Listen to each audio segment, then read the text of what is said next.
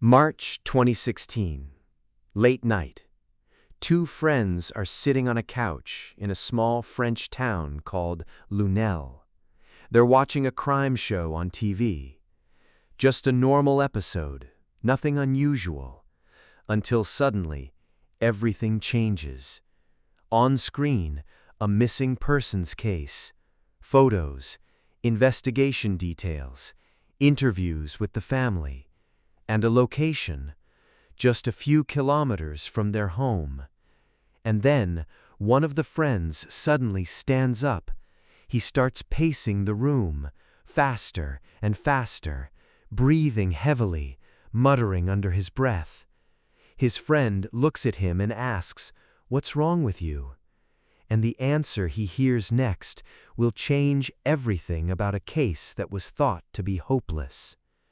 But to understand that moment, we need to go back almost 2 years.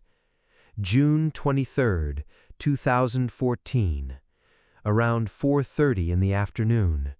49-year-old Jean Morel rushes out of a hospital service exit in the city of Sète. Still buttoning up his shirt, he jumps on his scooter, checks his watch, and takes off. Cars honk behind him. He runs red lights, cuts through traffic, riding like he's racing against time itself. And in a way, he is. He has a date today, and after that, his 12-year-old daughter Emma's concert. These were some of the only bright moments left in his life. But it wasn't always like this. 8 years earlier, everything started to fall apart.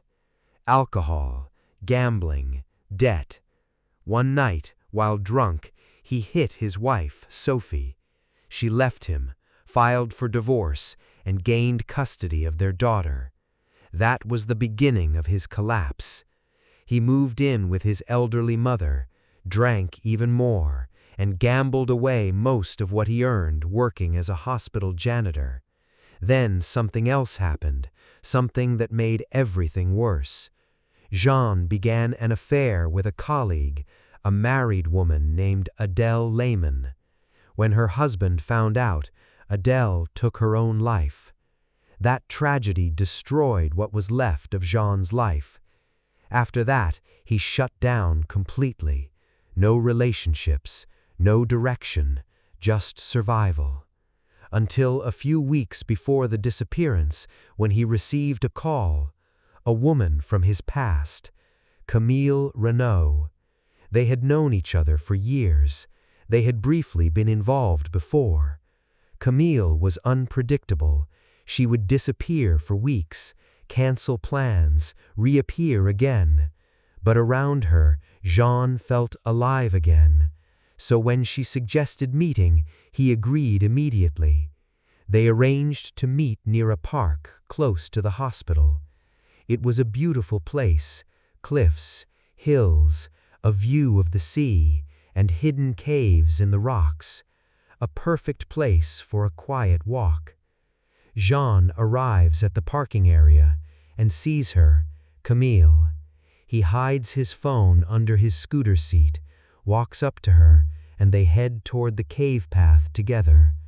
That was the last time Jean Morel was ever seen alive. The next morning, around 8 a.m., his brother Lucas is out on a boat pulling oyster traps when his phone rings. It's their mother, and from her voice, he immediately knows something is wrong. Jean didn't come home. He wasn't answering calls. He didn't show up for work.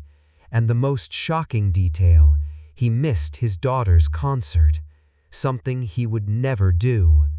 Lucas starts calling friends. No one knows anything. Jean was last seen around 4 p.m., leaving work. A search begins. Cafes, beaches, parks, tourist areas.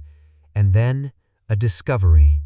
Jean's scooter is found parked near that same park. When Lucas arrives, he feels it immediately. A cold shock. Jean would never have left it there willingly. Never. and for the first time, Lucas allows himself to think the unthinkable. His brother might already be dead. Nearly 2 weeks pass. July 5, 2014. The case is assigned to Detective Antoine Vernier, and the deeper he investigates, the darker the story becomes. Alcohol abuse, gambling, debt. That's what the ex-wife says. But the daughter remembers something else. A week before the disappearance, Jean drove her to a tunnel. He met an unknown man and handed over a package. After that, he told her he owed dangerous people money. It sounds like a possible lead, but then another name appears. Victor Lehman, the husband of Adele, the woman who died after her affair with Jean. During questioning, Victor is calm, too calm. He says he has moved on, that the past is behind him, but something about him doesn't feel right. Still, there's no evidence, and the case stalls. Then, everything changes. 3.5 weeks after the disappearance, teenagers discover a body inside a cave. The body is severely burned. There are gunshot wounds to the head and chest. This wasn't just a murder, it was an execution. But the case goes cold again. More than a year passes. Then, March 2016 arrives, the night this story begins. Jean's brother pushes for a TV broadcast about the unsolved case. The next day, a woman calls the police, Marie Dupont, and what she says changes everything. She claims Camille knew the truth from the beginning, but stayed silent for over a year. According to her, Victor used Camille as bait to lure Jean into a trap.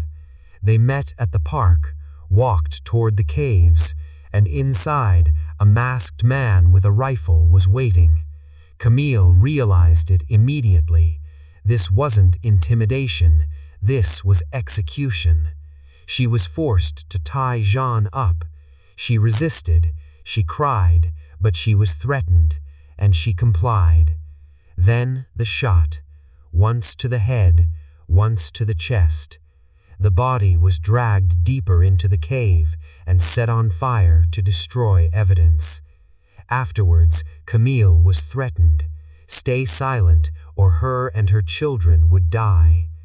March 31st, 2016.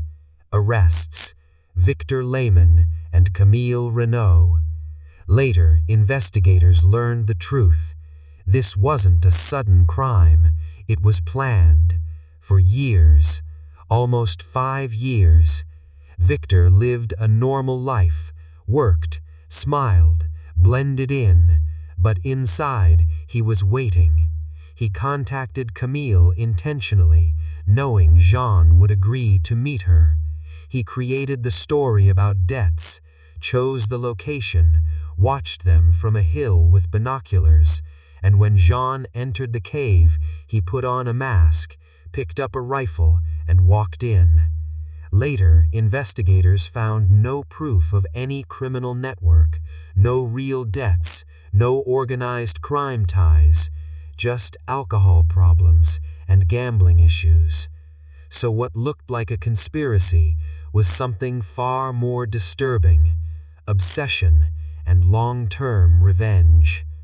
The detective later said, if that TV broadcast hadn't aired, this case might never have been solved.